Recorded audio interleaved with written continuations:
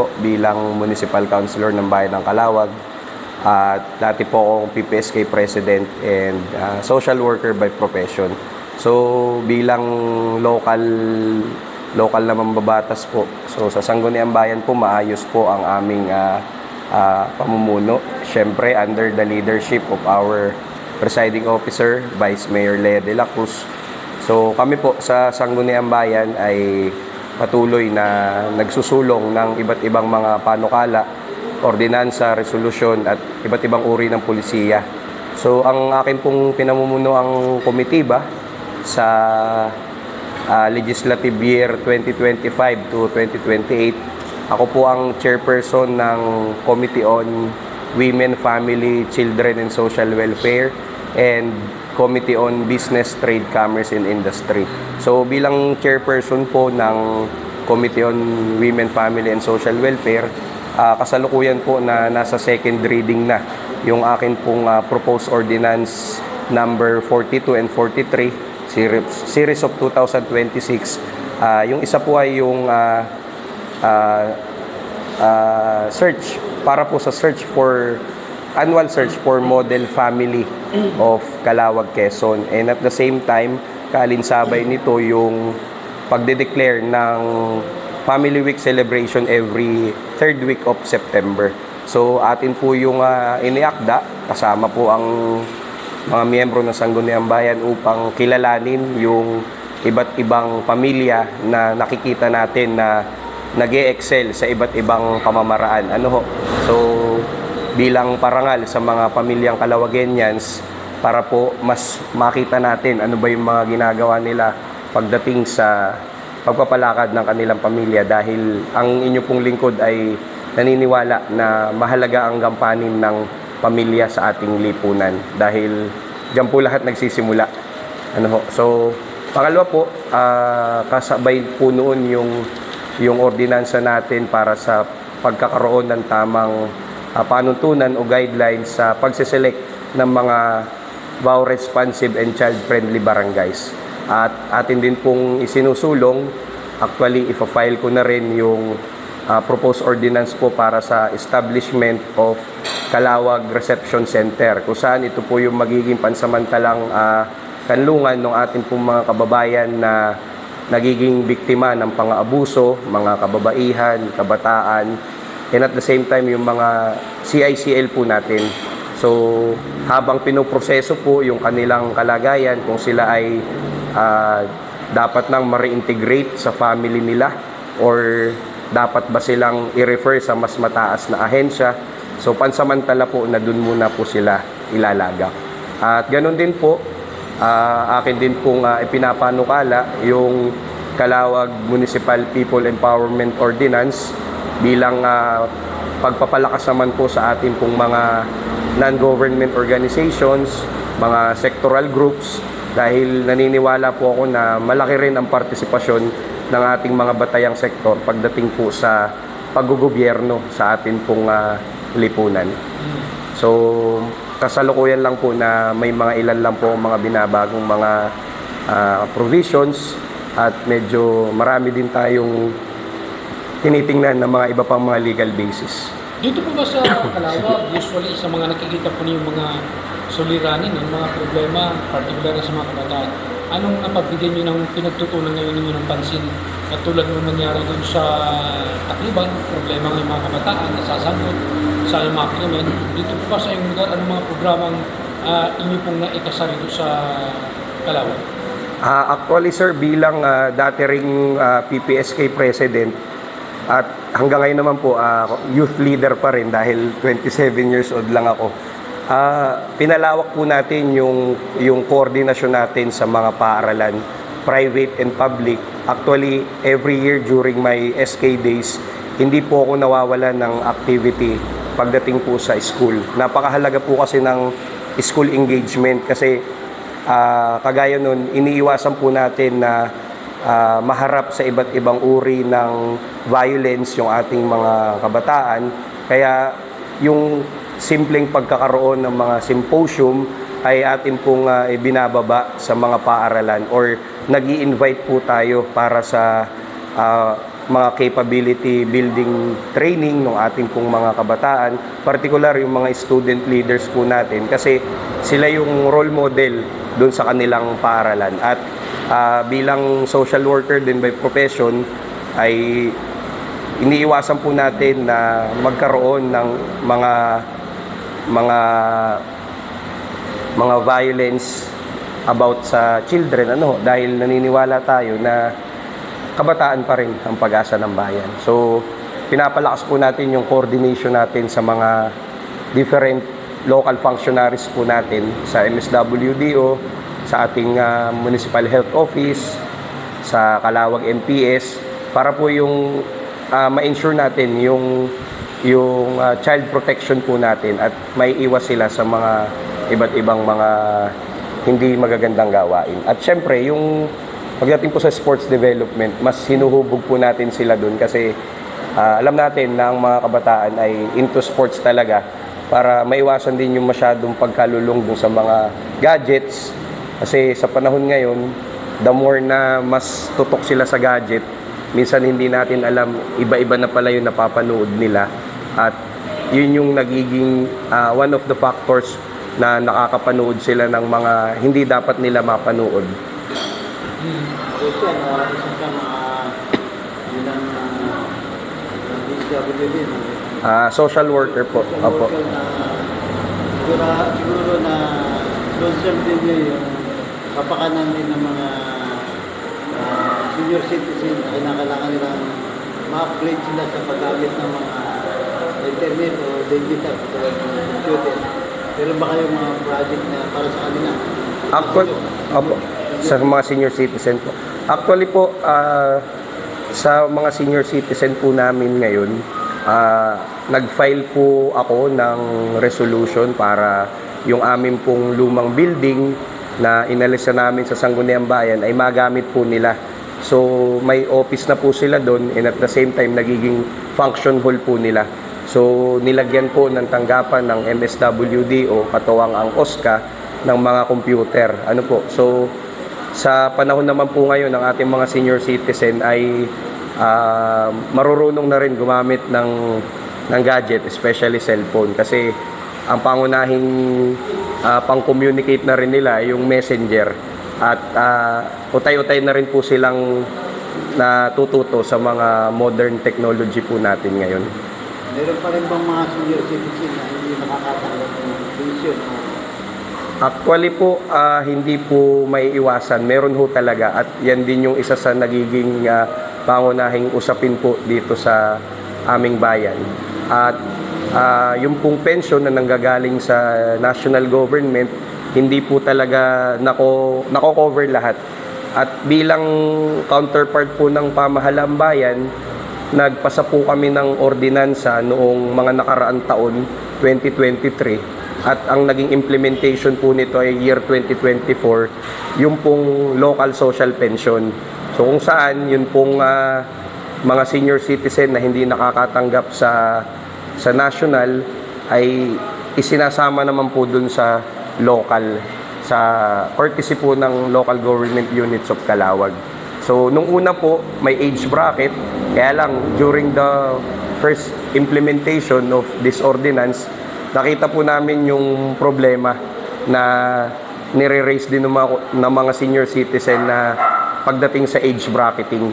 Kaya ni-amend po namin yung ordinance, tinanggal po namin yung age bracket at kasalukuyan po na isinasaayos na yung mga dokumento para makatanggap na yung mga beneficiaries po ng Calawag Local Social Pension. Magkano yun? Yung medical assistant ng local government. Ano po? Yung medical assistant ng local government, yung dito sa inyong bayan, status. Bali po pagdating sa medical assistance, mayroon din pong pondo ang pamahalaan bayan pagdating po sa AIX. So kung may AIX po ang DSWD, yung Aid for Individual in Crisis Situation, meron din po kaming local AIX na namamahala din po ang tanggapan sa tanggapan po ng aming punong bayan, Mayor Rosalina Obisorte. So katay up po yung ilang mga yung hospital po namin dito, kahit yung private. At meron din po kaming yung Calawag Municipal Infirmary Hospital. At ako naman po bilang lingkod bayan ay nag-e-explore din ng mga pwedeng lapitan when it comes to medical assistance. So nakikipag-coordinate po ako minsan sa DSWD SWAD office or minsan sa PCSO. So meron din po sa DOH yung MAIP program po ng DOH. So pagka minsan nakakakuha po tayo ng mga guarantee letter, so yun po yung inire-refer natin dun sa mga kababayan natin na nangangailangan ng medical assistance. So, magkano yung allocation natin doon sa medical assistance? At saka sa, yung sa senior, yung social pension. Magkano yung social pension? Actually, sa social pension po, kung hindi po ako nagkakamali, nag-start po kami ng 1 million or 2 million ata. Pero magkano per individual? Nung una po may age bracket, nung may age bracket po siya, meron pong 3,000, meron pong 5,000. Depende po sa age bracket. Pero inalis na po yung age bracket, naka-uniform na po siya sa lahat po ng senior citizen. Pero magkano yun? Parang 3, hindi po ako sure doon sa amount pero Meron hindi na. po bababa ng 3K, 3 to 5K, mga ganun po. Okay, Richard, yung isang tuwing taon-taon, meron namang calamity tanong local government. Sa loob ng isang taon ay 5 beses tatamaan ng bagyo ang lugar na ito. At paano ba makakakuha ng calamity tanong? Ibig sabihin, may bagyo, may calamity tanong. Ang pagdating naman po sa calamity fund, yan po yung nakapaloob sa DRRM po natin. 5% ng kabuuang budget po ng lokal na pamahalaan, DRRM fund po. At yung 5%, hinahati po yan sa, hindi ako nagkakamali, 70 at 30. Yung quick response, tsaka yung isang portion po nung DRRM fund. So, yan naman po ay maayos na nai-implement at sa pangunguna po ng MDRRM o officer po namin, Sir Nel Resplandor. Kababayan ata ni Sir JR yun. Sabi, yung halimbawa, 5 beses tamaan, yung pundong yun, yun pa rin ba o iba-ibang pundong?